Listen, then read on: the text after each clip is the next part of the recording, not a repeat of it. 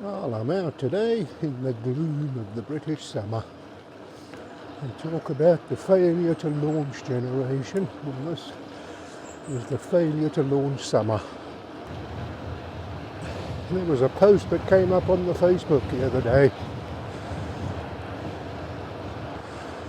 Somebody saying how he rides in single file when he's out with other people and stops at all the red traffic lights and doesn't filter between the cars because motorists don't like us, and by doing so thinks he might change their mind. And so I made a comment and I said, you're wasting your time, because any kind of prejudice like anti-cycling is irrational, and no amount of evidence is going to change anyone's mind. I will say that if you hate someone purely and simply based on an activity they take part in, you've probably got deep psychological problems. But they don't, because they don't relate people to the activity.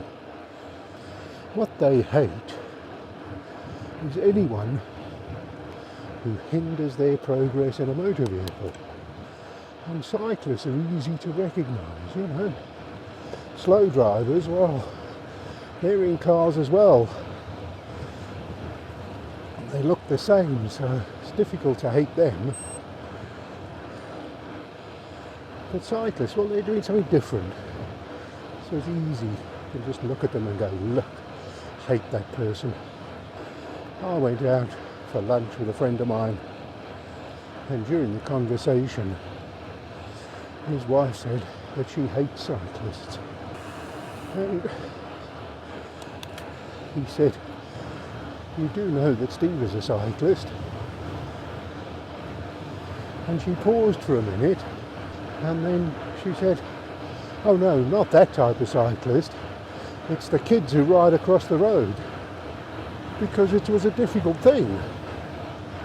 You're having lunch with somebody, you've got no problem with them at all, and then all of a sudden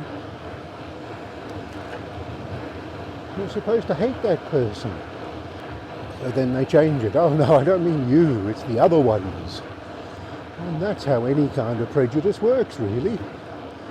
It's like the people who hate foreigners, but they get on quite well with their next door neighbour. And then the neighbour says, oh, so you hate me?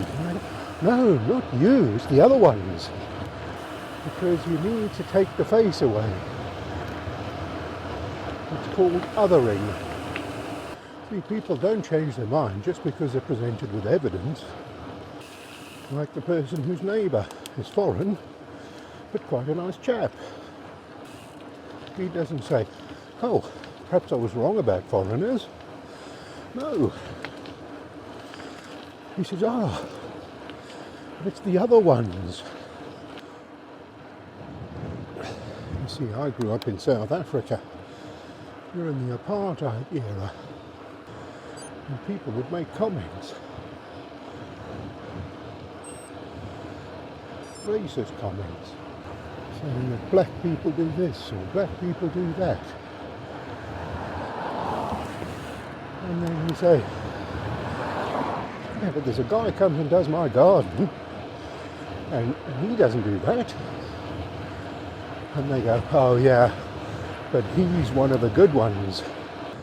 And when people make comments and say, oh, all cyclists go through red lights, and I say, well, that's not true, because I don't.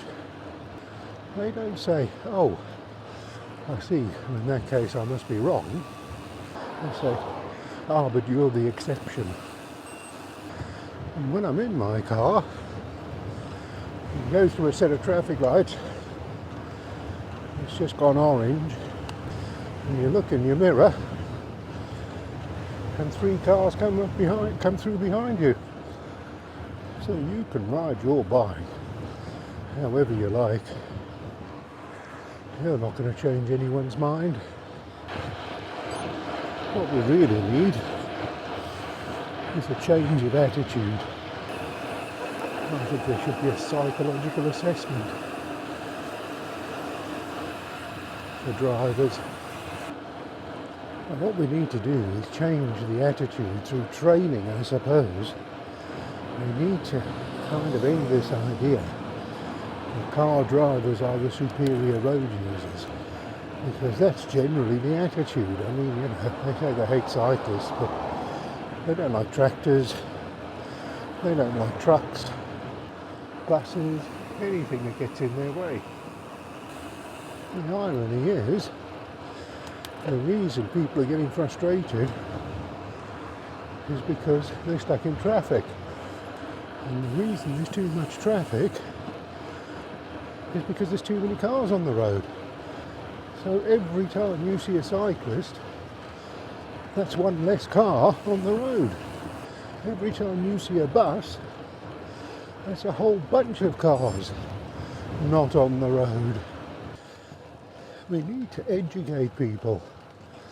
We need them to understand that the road is a shared space.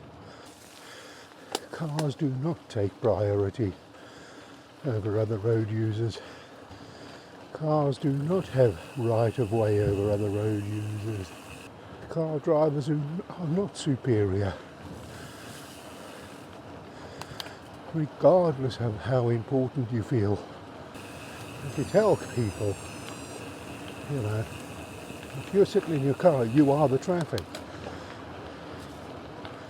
You need to drive less.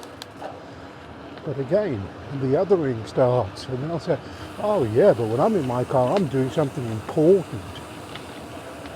And the one that quite often comes up, makes me laugh, when you get discussions in groups, is, I'd love to ride a bike, but some of us have to keep the economy going. Like his little job is the most important thing in the world, and the whole economy would collapse without him. And you do get people saying all the time, roads are made for cars. Cyclists shouldn't be allowed on the road. So until we can educate people, you may as well just ride the way you want, because nothing you do is going to change their mind.